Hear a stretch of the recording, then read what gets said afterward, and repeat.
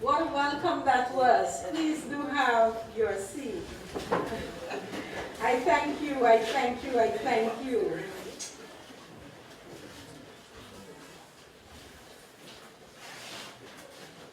Coming before me, beginning with the chairperson, continuing with the chairman, and also with the regional secretary, we have all heard why we should have a smile on our faces, and also why we should be happy. But as I sat there and I looked across the room, I saw mixed emotions. Some people seem to be happy, and some people seem not sure whether they're happy or they're sad. And then there were some people who had absolutely no emotions whatsoever. But you know, this morning, despite whatever condition we would have come here with, I'm quite certain that you would not hesitate to join me as I ask that we stand and we sing, "To God be the glory.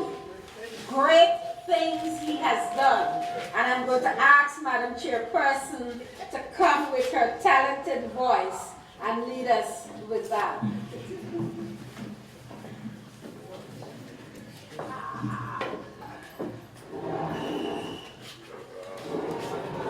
To God be the glory, great things he has done. Oh, love the world that he gave us his son.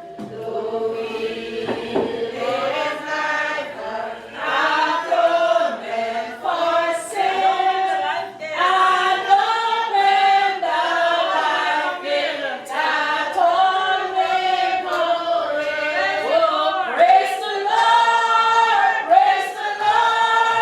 let the arteries fall. Come on, praise the Lord, let the people rejoice. Oh, come to the Father through Jesus the Son, and give him the glory.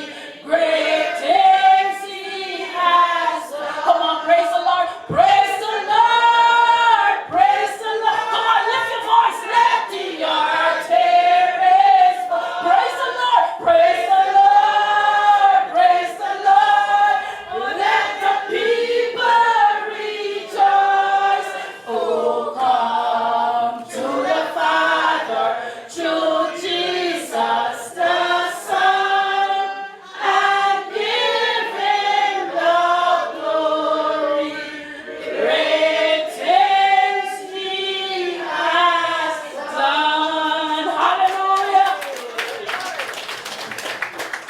Comrades, you may have your seat.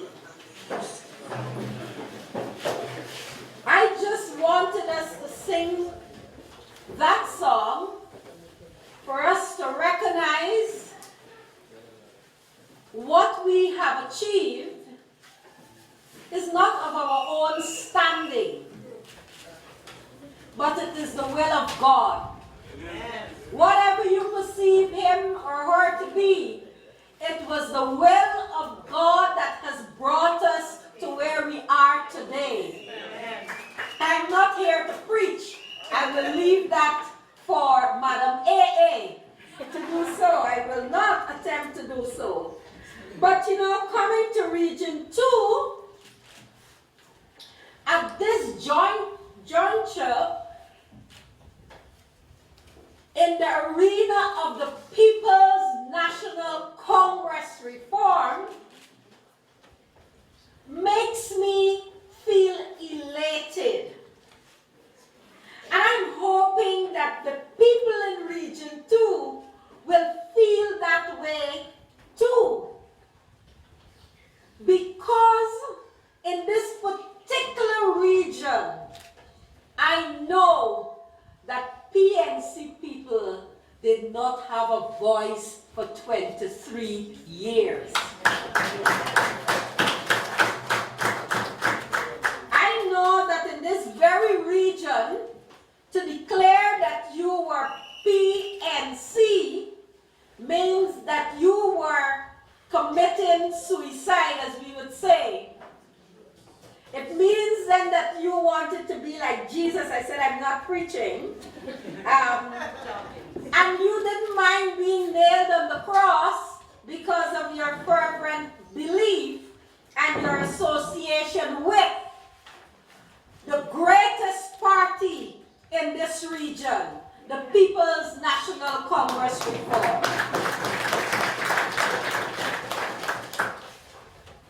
Comrades, we know that the nights were very long. And we know many times they were dark and they were deep. But while many doubted that we could win, but went along with the flow, and while others had already given up hope, at least let me see how many seats we could get in Parliament. Let me see how many seats we could get at the RDC. And then there were those who believed that through prayer and supplication, through fasting,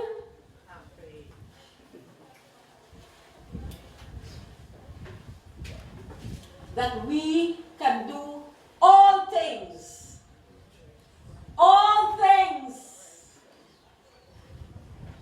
through Christ, which strengthens us. And then there were another set of persons who knoweth not where the wind blew from.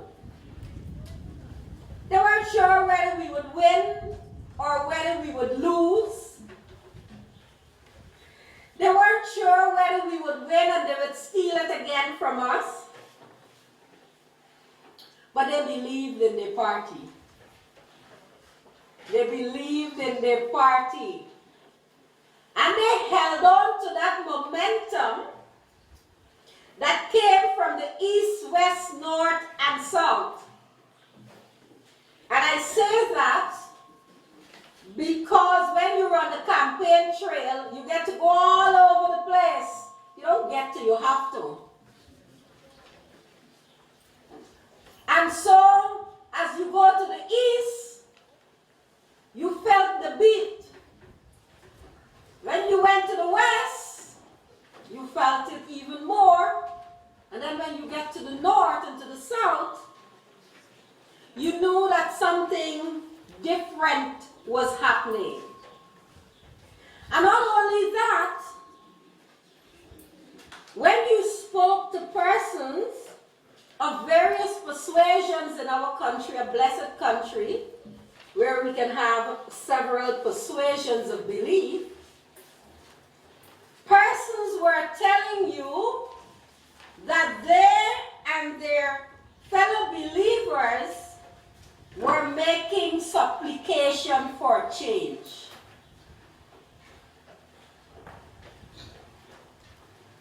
I believed it was Anna Regina that convinced a few people in this region. I think he got a chance.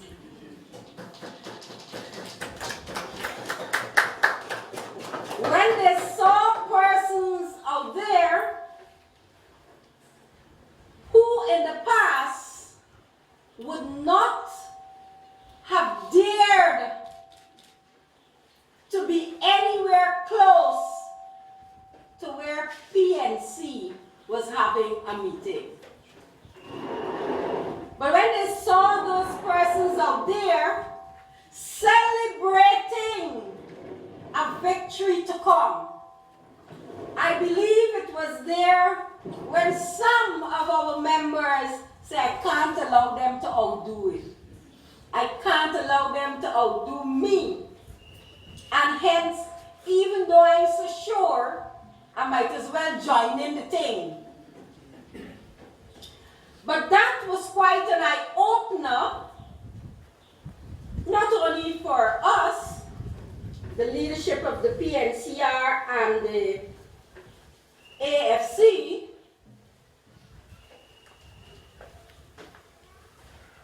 but it was an eye-opener for Guyana and for Guyanese in the diaspora. Because of technology, Facebook was the thing.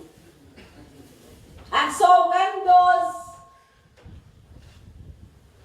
photographs started to go viral, and the speeches and so began to go viral, not by many of us sitting in this room, because we know to operate no phone. All we know to do is make a call and take a call. By our young people who are in the forefront,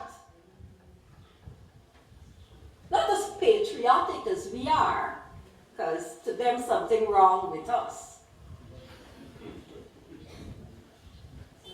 but who were willing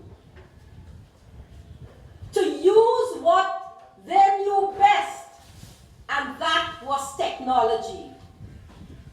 So even as we applaud ourselves, I want you to give a resounding applaud for the young people who came out and made it possible.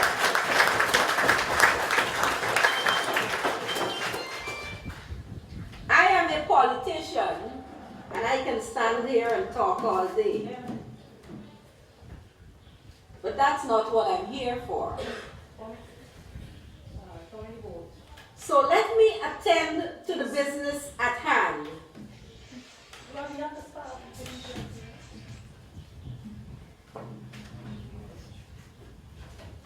Madam Chairperson, Ms. Dacia Jones, Regional Chairman, Mr. Joseph Hill,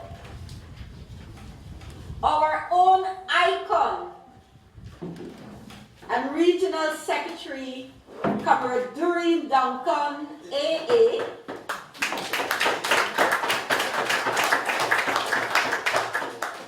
other members of the executive of the regional body, past executive members, councillors, chairpersons and executive members of the various PNCR groups in the region, delegates and observers at this regional conference, members of the Guyana Youth and Student Movement who are here. You can give a little wave. We have some executive members. Great. And we have two which traveled with me from Georgetown. You can give a wave, please. And the chairperson of the Medical Group in Georgetown, Ms. Desiree, please give a wave, Liverpool. My very own driver and everything else at the back, you can give a little wave.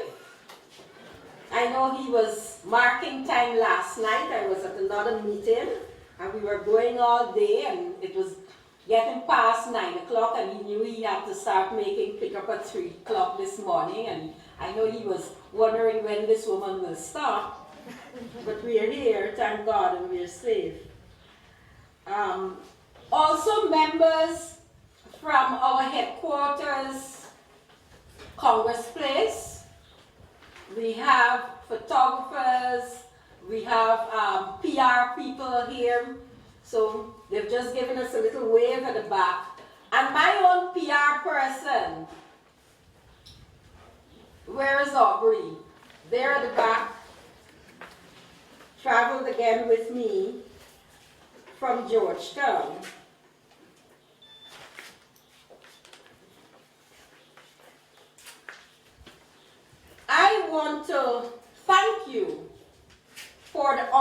opportunity to address you at this your regional conference.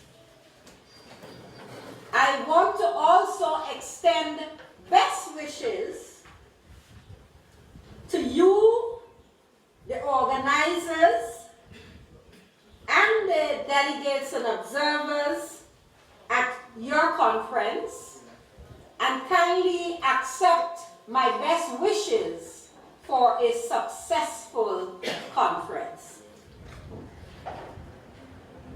The team PNCR Facing the Future, united and resolved to achieve national consensus,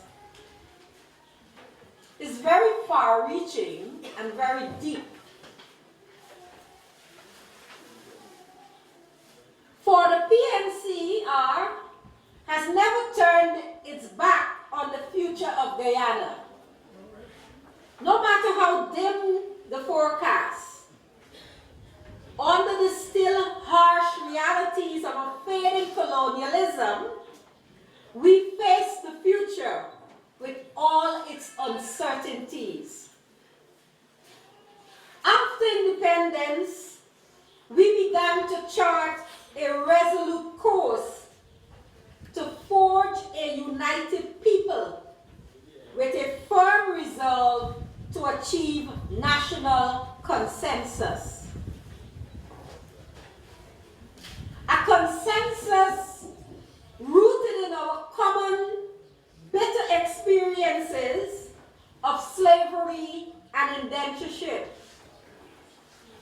And having survived these inhumane realities, our party foresaw a future where Guyana will be an example of a melting pot, or we can say a tossed salad nation.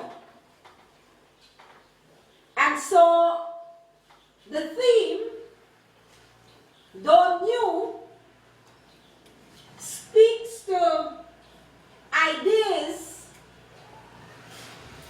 and fundamental ideas and the philosophy of our party. Comrades, I want you to understand that it is understandable why the PNCR is not worried about the future. We broke no fear or apprehension that the multiracial, multi-ethnic, and multi-religious society, which demonstrated its confidence in the party at the May 11 polls, will anytime soon withdraw this firm belief entrusted to us. Our belief is stronger. And as we roll out our programs for this country, you will note that even today, as we speak of consensus, we have a new ministry within our nation working towards building that fabric,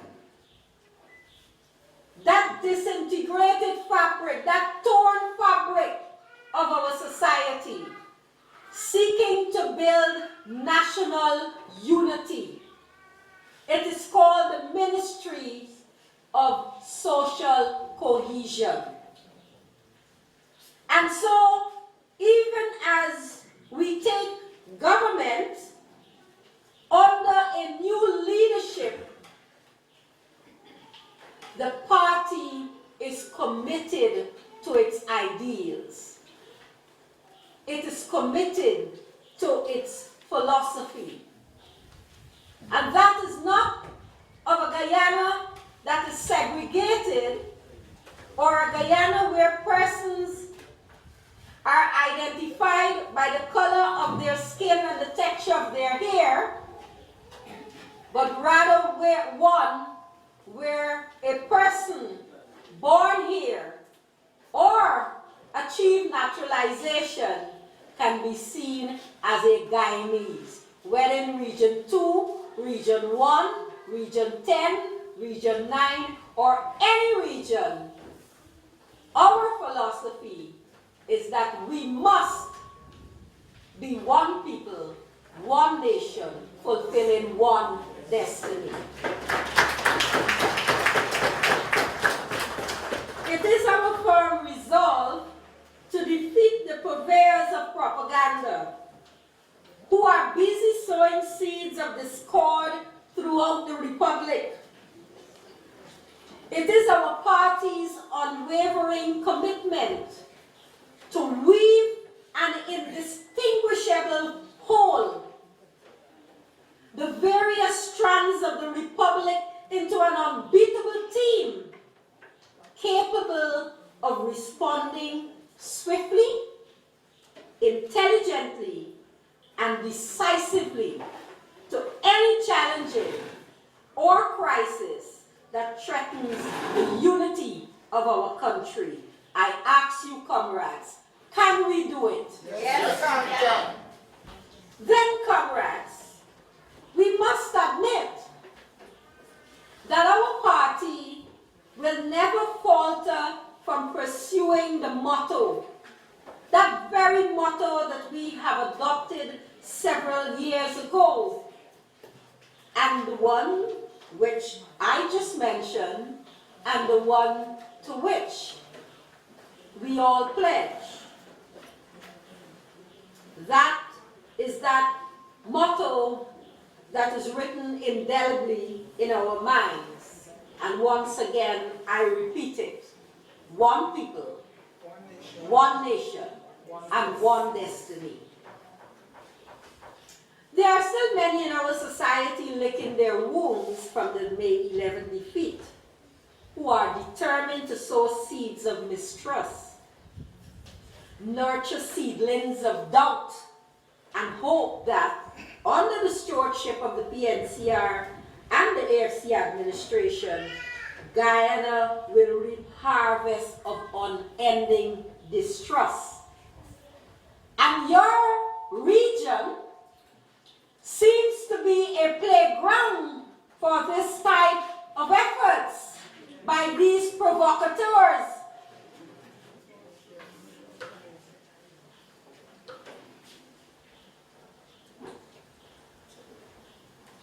But we will not allow them to succeed. No way. No way. Their time is finished. This is our time. Region 2, I say, this is our time. For these are the very people who secretly create a multitude of mischief nationally, then have the presumption to blame our party for sponsoring racial cleavages in Guyana.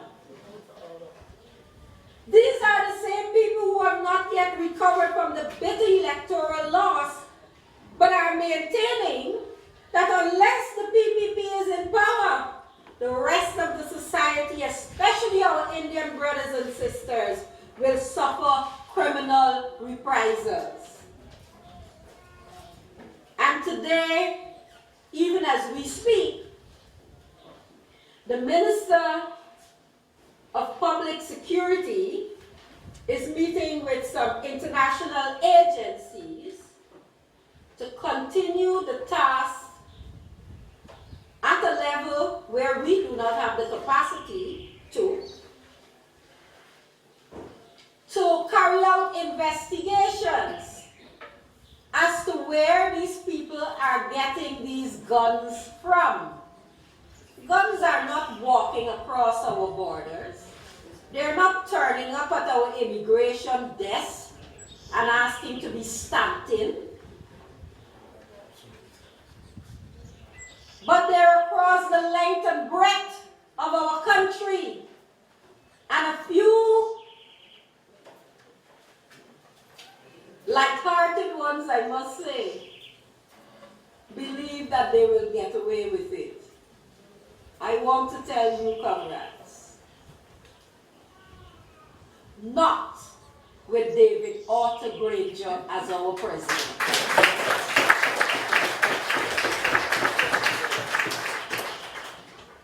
We have noticed, or if we want to notice, that our police force over the last few months have been able to apprehend and solve crimes which happened in a day, in a night, within a few hours.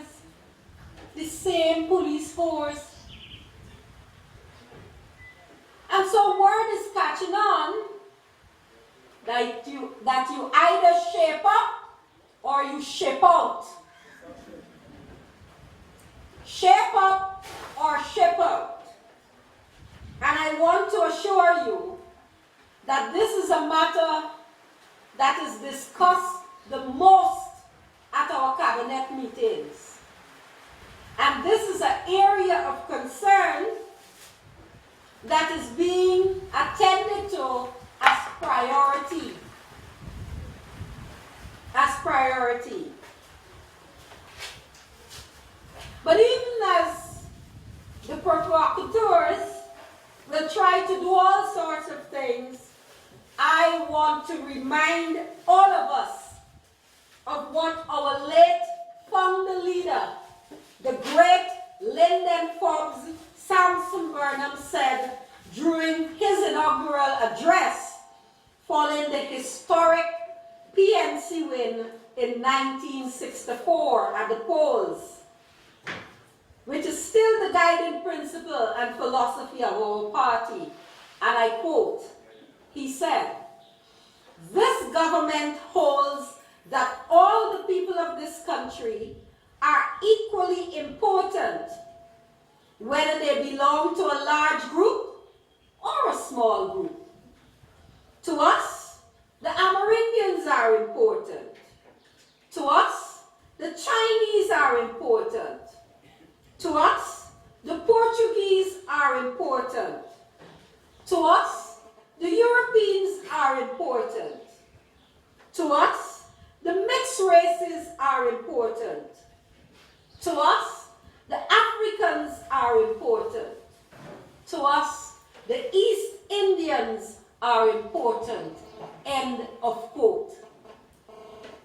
Today, comrades, as the opportunity is bestowed upon us to be the leaders of this great country of ours, we still hold these fundamentals upright, and we believe strongly in them.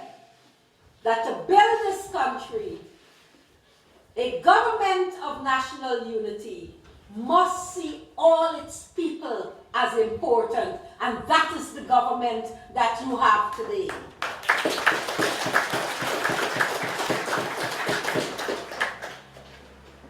The theme again, which says PNCR facing the future, united and resolved to achieve national consensus.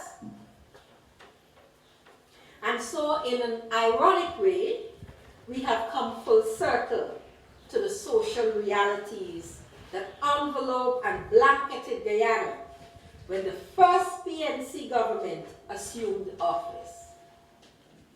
Then, as now, homebred detractors preach doom. Then, as now, they are maintaining the false notion that Guyana has been bequeathed to them by divine fate. Then, as now, they are resorting to economic sabotage, using our hard-working sugar workers and rice farmers to bolster their vicious, destructive agenda. And I ask you, comrades, will we allow them to do that? No. Y'all don't sound convincing at all. No. But nonetheless, steadfastly any overtures of the saboteurs. We must reject the agenda of those fifth columnists. We must refuse subversive calls from them which undermine desire for hard work and working together when they form the political opposition. Like our founder leader assured more than 50 years ago, he said, Indians have much to hope for, rather than reasons to fear from the formation of a People's National Congress government. He said they, like others, groupings of Guyana, can hope for supporting policies and programs from this coalitive government for their economic activities. He said they can hope for more robust policies and strategies to tackle aggressively all types of criminal activities at every level of our society. As your new government, we say to you, you can look forward with enthusiasm to forward thinking on our social policies to secure all Guyanese livelihoods now and after retirement. And despite we are on the threat from our neighbors to the east and to the west, we all can look forward to being proud citizens of an ever-advancing 83,000 square miles republic inhabited by a racially diverse population. Just look at your television if you doubt what I say. Look at BBC and Al Jazeera and CNN and CBS, and you will see that in countries where there are just two different types of people, look at the bloodshed and the carnage. Look at those countries where people, they all look alike, but they say they're from different tribes. Look at what is happening there. But what we can tell you about here in Guyana, that your government is working and will continue to work to ensure that we build upon that fabric which holds us together. Because in unity, there is strength. And if we ensure that our policies and our programs are enriching to the lives of all Guyanese, then we know that we can and we will take Guyana to another level. That is what you put us there for. And so, as I heard the regional secretary's report about membership, I want to ask you to throw off the shackles. You can no longer live in a house where it's only one person holds membership. The entire household must hold membership of this great party of ours. The biggest bloc in this coalition government, our party, the People's National Congress reformed. And we got to make it bigger and wider. And to do that, one of the steps that we must take is to ensure that we increase our membership. Secondly, I know for the last 23 years, many persons were afraid to even let people know, as I said in the beginning, that they associate themselves with the People's National Congress reform. And over a year ago, we were almost into 2 years, when the central executive of our party endorsed the changes to how we do our membership by including a photograph, many people were scared. They didn't want to put their photographs there. Because once again, they're afraid of their job, they're afraid of victimization, they're afraid of so many things. But comrades, this is your government. And so that ought to be in the past tense. And we should boldly want to identify with our party. And hence, there should be nothing inhibiting you from ensuring that you provide your photograph to complete your membership. That should be something of the past. Functioning groups. We heard that some are functioning and some are not functioning, and that's not only in Region 2. That's across the length and breadth of this country. But in Georgetown, where I am the chairperson, we have a lot of people who come and tell you that they have groups. But come on, man, it's Georgetown. We don't have groups. But we ensure that those groups that are functioning, that we provide support for them. I heard the regional chairman offer some ideas with regards to how these non-functioning groups can be strengthened. We heard also of areas to be addressed, and I hope that this program will allow for you to take the microphone and speak to me as though you were speaking to the entire cabinet and all the ministers of the People's National Congress reform on the issues which you are facing, on the suggestions which you have, and on some of the things that you are not clear of, that are some of the decisions that we have taken, and also to give you that opportunity to inquire of any matter that you may not have heard action on.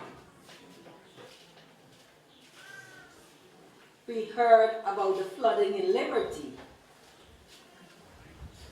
We heard that there are many persons who did not register, and so they do not have a national ID card. And we are aware that very soon we will be having local government elections. Well, I think myself, with those in the Georgetown district, and you ought to be sharing strong beliefs on local government elections, and thereby directing those beliefs into strategies and a plan on how we are going to maximize our seats in those local democratic organs. For both of us share a space in Guyana for which the opposition have their eyes on it. I don't know about you in Region 2 because I do not live here, but I know in Georgetown it ain't gonna happen. No way. No. It ain't gonna happen. Because myself, and I know many comrades there, we pledge to work tirelessly to ensure that we have the majority again, and this time a maximum majority in the Town Council of Georgetown. And I trust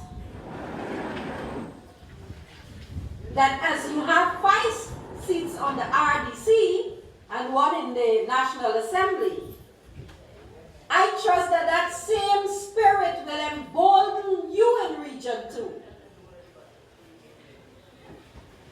That you will want to ensure that you too work assiduously to ensure that you capture a larger piece of the playing field in Region 2. The ball is in your court.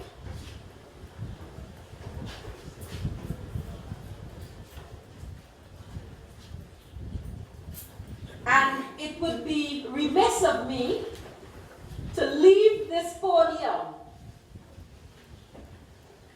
without highlighting that pillar of strength which you have in this region and which we have in our party.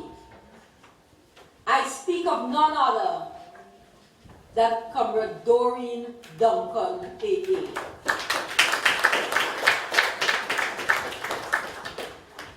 I say that because as fast as you pass the information to her, she knows where it ought to go. But I can tell you, if she doesn't get that person, she rings everybody else. Everybody else. And ensure that that message is passed on. Because she knows that if she tells 10 of us, at least 5 of us can pass on the message. So when you meet each other, you say, like I was speaking to the president yesterday, and I said, you know, there's a problem in Pomeroon with the thing. He said, yes, Amna tell me, and my wife told me also about it. Comrade Duncan called already. I said, well, she told me to, so I'm just reminding you. He said, well, she tell you, and she can tell 40 other people so we don't forget. That's the icon that you have here. And I want to ask you this morning, what about you? What about you taking on that role? And ensuring that before an issue becomes an issue, that message is passed on to your government. And sometimes I get the impression that we're still wide awake in a dream. We still have not come to grips that we are in power. Not the few people in the cabinet or those of us who hold ministerial positions or parliamentary positions, but all of us of this party, we are in power. We hold the seat of government. And so we have to renew our minds so that our sayings and our actions can work in tandem with the new position which we hold.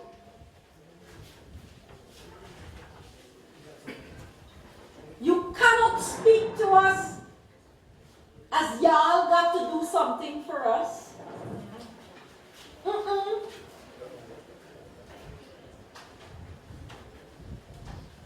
You can't speak to us as though we're the first person and you are some other person.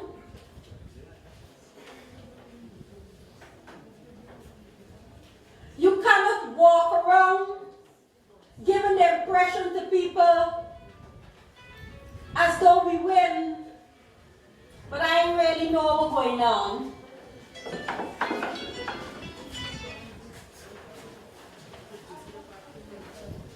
You cannot join in conversations with persons who knows absolutely nothing about how hard you have worked, where they will say to you, y'all government, and you join in the conversation. But on the other hand, you're telling people, our government is a government of national unity.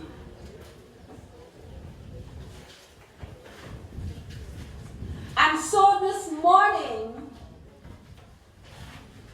I want for the third time as I leave you to remember the words of the chairman. He spoke about it is time for personal development. And your team said, PNCR facing the future, united and resolved to achieve national consensus. Once again, I remind you that this victory came about because all of us in and out of this room did something in a positive way. And the little which we did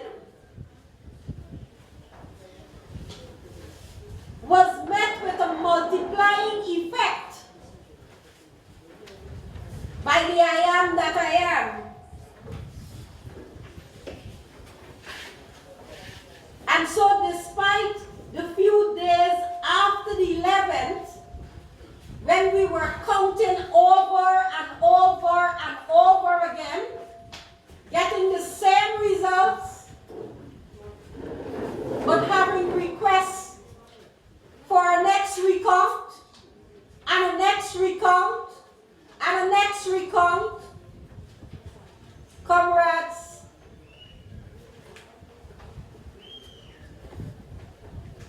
as the chairperson of the Georgetown district, I carry no prisoners of my leaders for elections. I'm a different person. And when I looked at the results of Georgetown, I knew we were safe. I knew we were safe. But because I wasn't walking around and shouting and drinking a beer and high-fiving and all sorts of things, persons read my attitude as I knew something but I didn't want to tell them. But for me, that part of my party commitment and work towards elections was complete. I then returned to my employers.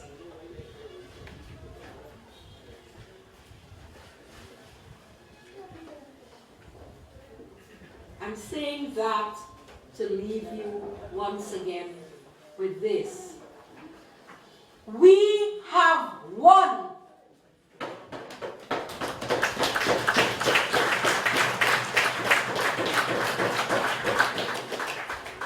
And the time has come for us to strengthen our foundation, for us to strengthen each other, for us to shake off the shackles and start seeing what we lack, what is inhibiting us from being able to enjoy that good life.